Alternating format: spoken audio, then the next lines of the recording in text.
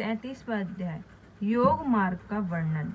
श्री कृष्ण ने उपमन्यु से पूछा, हे भगवान, हे मुनीर, अब आप कृपा करके योग विधि का वर्णन सुनाइए। प्रसन्न होते ही महर्षि बोले, केशव, आप सावधान चित्त से सुनिए।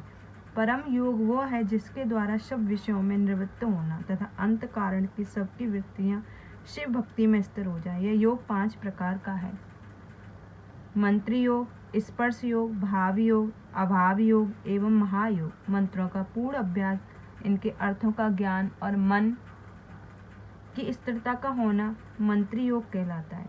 यदि मंत्र योग का प्राणायाम द्वारा सिद्ध किया जाए तो वह स्पर्श योग कहलाता है। भाव योग वह है जिसमें जिहा मंत्रों का स्पर्श न करते हुए मंत्रों का ध्यान करती रहे। अभाव योग वह है जिसमें समस्त संसार को प्रलय के समय संबंध में विचार हो। महायोग वो है जिसमें शिव जी के साधक की मानसिक वृत्तियां जुड़ जाएं और योगियों द्वारा निरूपाधिक शिव का चिंतन होता रहे। इस योग का केवल वह अधिकारी है जिसको अपने मन को सांसारिक बंधनों से विमुक्त रखता है।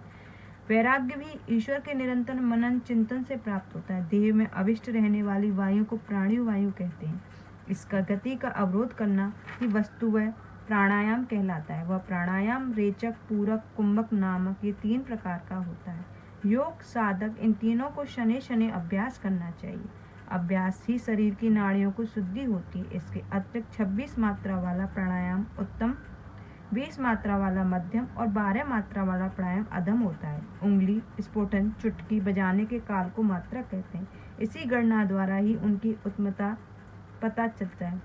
इसके अतिरिक्त प्राणायाम सगर्भ और अगर्भ भेद से 2 प्रकार का होता है। जप ध्यान वाला प्राणायाम सगर्भ कहलाता है, जिसमें जप और ध्यान का आभास न हो से अभर्ग प्राणायाम कहते हैं। सगर्भ प्राणायाम अभर्ग प्राणायाम से अधिक उत्तम है। योगी सगर्भ प्राणायाम ही करते हैं। योगी जब प्राणवायु पर विजय पा लेते हैं तब वह वायु से अधिकार आ जाती है।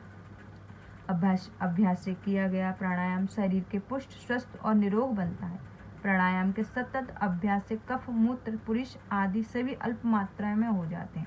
प्राणायाम के पश्चात प्रत्याहार की गणना है। समस्त इंद्रियों को अपने विषयों से खींचकर अपने वश में रखने ही प्रत्याहार कहते हैं। वश में रखने से स्वर्ग और इसके विपरीत चलने से नरक मिलता है। चित्त को एकाग्र रखना धारणा कहलाती है। शुंभु के प्रति चित्त को लगाए रखने ही योगी का कल्याण है। हे श्री कृष्ण, इंद्र रूपी घोड़े को वश में करके आत्मा स्वयं उद्धार करे। इति शिव महापुराण सप्तम व्याय संहिता उत्तरार्ध का 37वां अध्याय समाप्त। जय गुरु जी, शुक्राना गुरु।